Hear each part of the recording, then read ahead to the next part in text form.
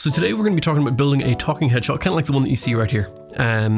This is something that's just really important for every person who's doing videography, photography to be able to do, because you'd be amazed at the amount of times that you actually will end up doing something like this, whether it's for interviews, storytelling, documentary style work, even sometimes weddings. Depending on how you film weddings, you might want to do like little interview style things. A lot of church work, you need stuff like this, podcasts, any sort of YouTube content.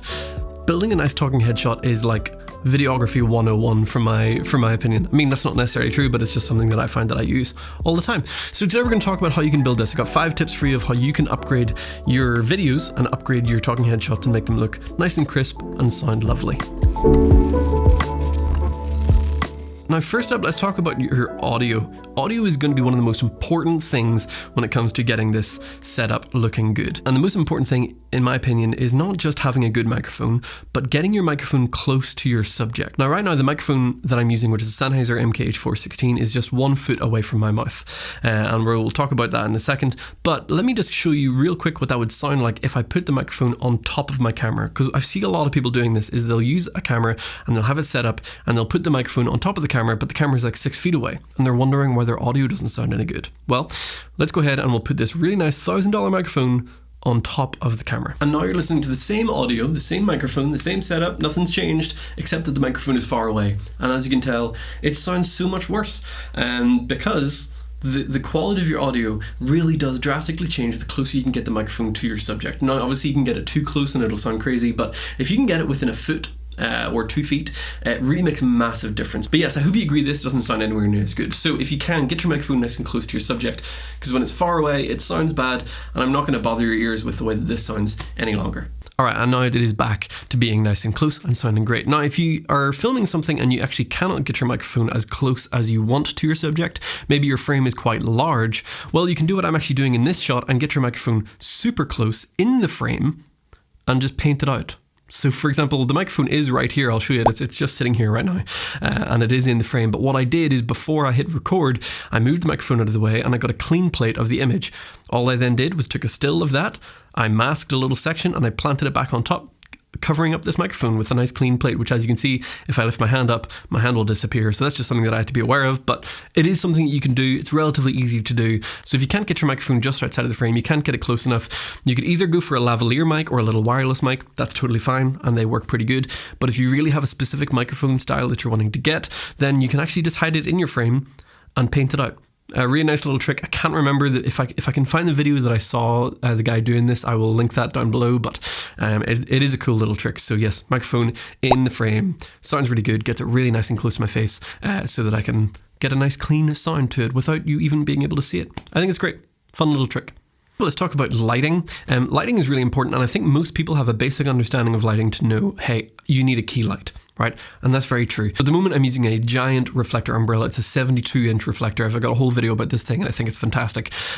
Really large, big, soft light spilling onto me. Gives me a nice key light. But there's way more than that going on in this image. So let me real quick go in. I'm going to turn off all of my other studio lights that I'm using in this room. So you might not really think about it right now, but I'm using 6 lights just to make this shot right now. So let me go ahead and turn those off. Now obviously as I turn these lights out, I'm going to have to bring my little hidden microphone back into the frame here, just because it's going to change the lighting and I can't use that. So ignore the fact that there's going to be a microphone in the frame for this next little section.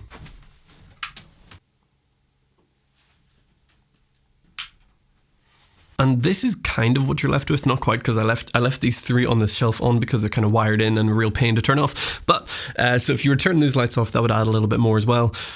All this is the key light. That's it, right? So now this doesn't look bad necessarily. So other than these 3 little sort of lights over here that you can see, there are 3 other main lights that I've been using to sort of add something to this space. First off is a SmallRig flashlight. It's a 10-watt flashlight that you can add a snoot onto the front, or well, it's not really a snoot, but kind of like little gobos to add something interesting into the background. So I'll go ahead and turn that one on.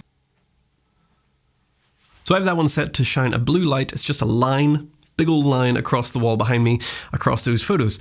And it doesn't really act as a leading line. It's kind of like a leading line, but it just adds something a little bit of interest into the shot. Again, I like to lean into a teal and orange kind of style, which we're going to talk about a little bit more later, but got orangish lights over here and nice blue sort of colors over here, matching with my yellow couch, all that kind of stuff. Tying those all in looks pretty good. Second is my hair light. So if you know about key lights, you probably know about hair lights, but a little light, this is just a GVM panel, nothing exciting, dirt cheap little light, and it is hung up right above my head behind me here, and it is shining light onto the back of my head, giving me like an outline around me. So I'll go ahead and turn that one on. And that is what that one looks like. So it's just added a little bit of light wrap around my shoulder here and a little bit on this side of my face. Again, contrasting with my key lights kind of coming in from two opposite directions. So that's just a really nice little thing to do. I think it just adds something. And then the last light that I had that I actually can't, it's not going to make a massive difference, but I have another one of these LED panels actually behind the camera, just hitting the wall, the white wall behind the camera. And that just adds a little bit of fill of light to the rest of the room. So we'll go ahead and turn that on and see if you can see a difference. And that's what that looks like.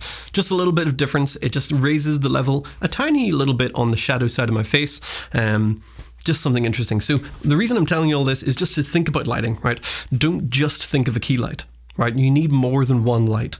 And that's why I really try to tell people to invest less in your camera and invest more in lighting and lenses and all the other stuff that you're going to need, because it really does make a massive difference. Again, going back to having just the key light compared to all of this, I think it just looks a whole lot better. Third, let's talk about layers, right? So any shot that you're trying to make is going to have multiple layers to it. You got a foreground, midground, and background. But first off, let's talk about background. As you can kind of see behind me here, one thing that's really important, I think, to think about is color.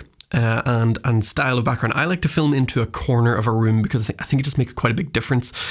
If you film into just like a flat white wall, it just looks a little bit dull and a little bit boring. But if you film into the corner, you can get a lot of stuff going on. So even adding specific colors into your background that sort of complement your whole shot is nice. Now over behind me here, you can see we've got like wood, sort of orangish colors, some more orange lights on this shelf over here, and all of my bits and bobs of cameras, as well as a painting, a guitar, stuff like that. Just a little stuff in the background to add a little bit of interest. But we've got orange on one side, and then on this side over here we have yellows-ish and sort of teals. I like to lean into that teal and orange color space. I think teal and orange is just a nice one to go for. I find it works well for a lot of stuff that I do. Adding this sort of blue light here that I talked about earlier, just adding a little bit of interest in color to your shot that isn't like crazy. Now, if I was to fill the background with like a bright pink light, that would be a completely different looking image. So not to say that it would be a bad image, it's just different. So you got to think about how you're working your colors in your space.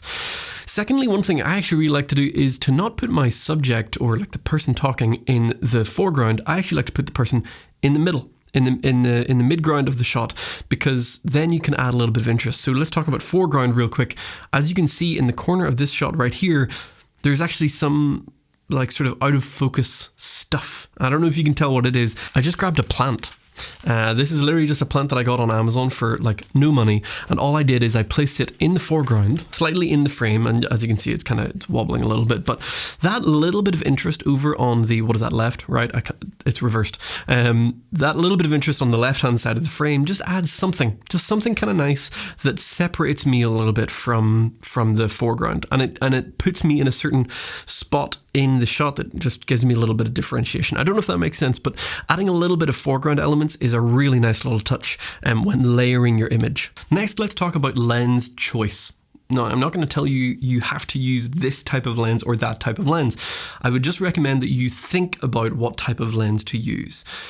Depending on what it is that you're filming, you're going to want to consider using slightly different style of lenses. For this kind of style of talking head shot, where you get kind of half the body, a little bit far away from the camera, and a nice sort of compressed image, I like to go for a 35 to 50 millimeter. So right now you're watching me on a 35mm f1.4, and you're about 5 feet away from me. And I think it looks really nice. And this might seem contradictory, because if you are the type of videographer who has learned everything that you know about videography off of YouTube, which is the way that I was, right? So I learned on YouTube University, Peter McKinnon's, Matty Hapoya's, Mark Bones, all those kinds of things when talking about cameras. And a lot of the time when they talk about the kind of gear that they use to make their videos, which they do talking headshots, they're talking about ultra wide lenses.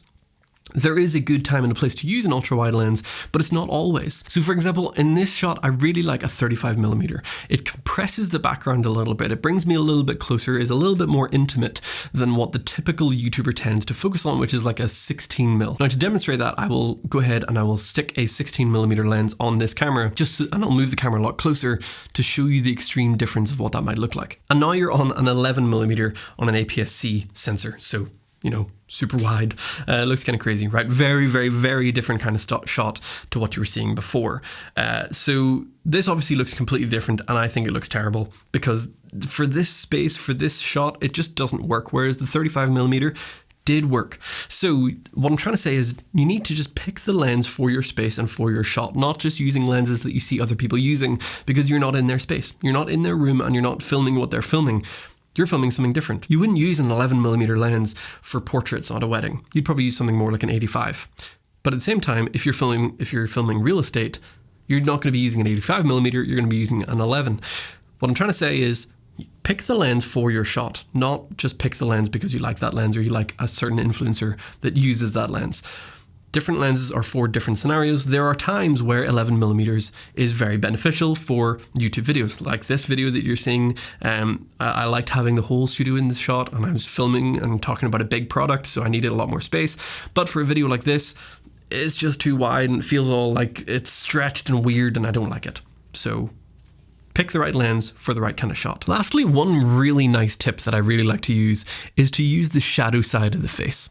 That might sound strange, but if you haven't sort of noticed, whenever you're watching films, it is very rare for a film to have the light side of the face facing the camera.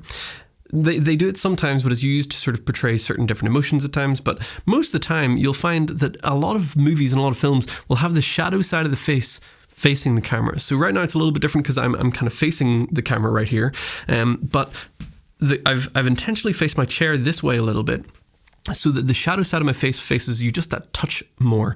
Now this is extra important if you're using a second angle, right? So as you can kind of see in my second angle here, having that shadow side of the face facing the camera just adds a little bit of interest and a little bit of something different to the shot. And I just think, I personally think it's quite nice. Now if I turn my chair the other way, hopefully you'll be able to see a little bit of a difference as to what that would look like. Now I've just turned my chair a little bit so the light side of my face is actually facing the camera, and I just find this isn't quite as pleasing. I just don't think it looks as good. Again, that's me personally, but there may be times where you want the light side of the face facing the camera, but what I'm trying to say is not necessarily this is a have-to rule, but it's something to think about, especially when it comes to a second angle. I think it just adds something a little bit interesting. But anyway, that is what I have for you today. If you've enjoyed this kind of video, if this type of thing is helpful to you and you prefer more educational style stuff, let me know in the comments down below. But if you prefer more just talking about gear and like talking about cool stuff, let me know that too, because I want to make content that is right for you. So you let me know what you think in the comments down below. If you're a regular viewer of this channel, thank you for watching. Videos have been a little slower lately just because life is changing.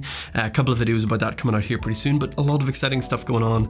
Hopefully in the next couple of months there are going to be tons more videos coming on a weekly basis. So subscribe if you want to see that, because I got a couple of cool announcements that I'm really excited to get into, and I just want to thank you all for watching. If you've enjoyed the video, hit the like button, drop a comment down below, or maybe even subscribe as we continue to build this channel. I appreciate all of you for doing so, and I hope that you have a wonderful day.